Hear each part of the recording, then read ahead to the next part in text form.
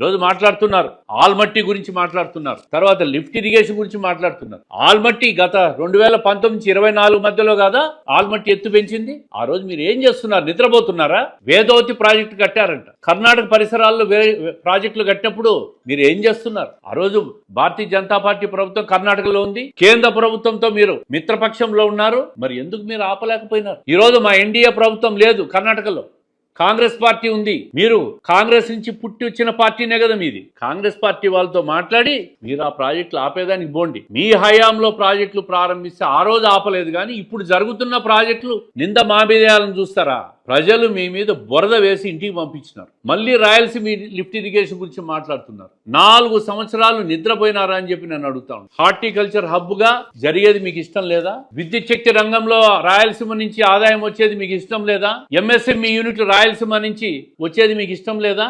దాని మీద ప్రజల దగ్గరికి పోండి. ఇవన్నీ వచ్చినాయి, ఈ యూనిట్లన్నీ వచ్చినాయి. ప్రజలు మీ అభిప్రాయం ఏందని చెప్పి మీరు అడగండి, ప్రజలే చెప్తారు. మీకు బురద మొహాను మోస్తారు. ప్రజలను మభ్యపెట్టే ప్రయత్నం చేయొద్దు. మీకు ఉనికి లేదు, మీకు ఉనికి కోల్పోయినారు.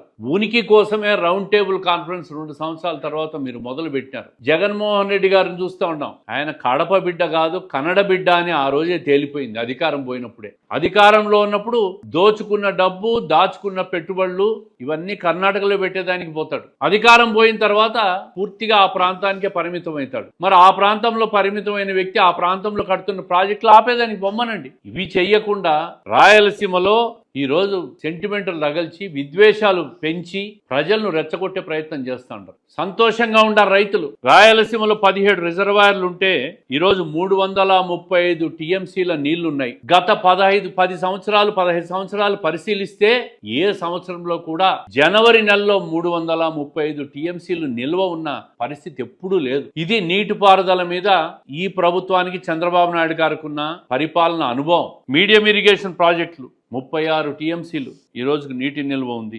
ఈ విధంగా మైండ్ ఇరిగేషన్ లో 92 టీఎంసీలు, అంటే చెరువులు చిన్న చిన్న ట్యాంకులు కలిపితే 92 టీఎంసీలు నీళ్లు ఉన్నాయి.